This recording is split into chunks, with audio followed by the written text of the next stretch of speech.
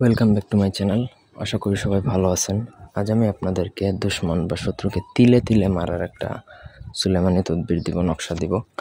এটা খুব ভয়ঙ্কর এবং খতরনাক লেভেলের কাজ করে। যদি শত্রুকে তিলে তিলে মারতে চান, একবারে না মেরে তাকে তিলে তিলে মেরে দিতে পারবেন এই নকশা মাধ্যমে। এটা যত বেশি প্রয়োগ করবেন তত শত্রুর অবস্থা কাহিল হয়ে যাবে। অন্যভাবে এটা ভুলেও প্রয়োগ করবেন না, ছোটোখাটো বিষয়টা প্রয়োগ করতে যাবেন। ব্যক্তিগত যে কোনো প্রয়োজন বা যে কোনো কাজের জন্য স্ক্রিনে দেওয়া নাম্বার আছে, সরাসরি ফোনে, হোয়াটসঅ্যাপে অথবা এর মধ্যে যোগাযোগ করে যে কোনো কাজ করাতে পারবেন, দেশে অথবা দেশের বাইরে থেকে। তো এই নকশাটা মূলত পোড়ানোর মাধ্যমেই কাজ করা হয় এবং এটা যত বেশি পোড়াবেন তত কাজ করবে, সোজা কথা।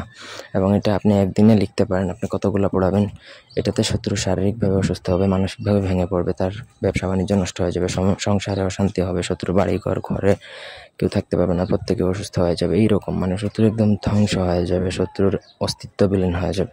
তবে এই সুলেমানি তদবিরটা তখনই প্রয়োগ করা যাবে যখন শত্রু খুব বড় কোনো জঘন্যতম অপরাধ করছে, তখন প্রয়োগ করতে পারবেন। ছোটোখাটো বিষয়ে প্রয়োগ করলে সেটা এমনও হতে পারে উল্টা আপনার নিজের গায়ে লেগে যেতে পারে। তো নকশাটা লিখবেন, একদিনে আপনি 7টা, 14টা, 21টা, এইভাবে 7টা করে আপনি শিলা হিসাবে লিখতে পারবেন।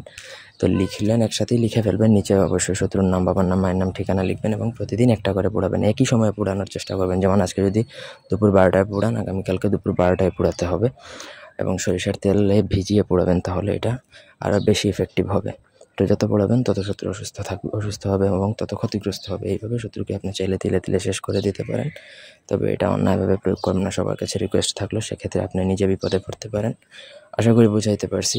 কোনো অংশে বুঝতে অসুবিধা থাকলে আমাদেরকে কমেন্ট করে জানাতে পারেন। ব্যক্তিগত কাজের জন্য স্ক্রিনে দেওয়া নাম্বারে, হোয়াটসঅ্যাপে বা ইমোতে যোগাযোগ করতে পারেন। ধন্যবাদ সবাইকে।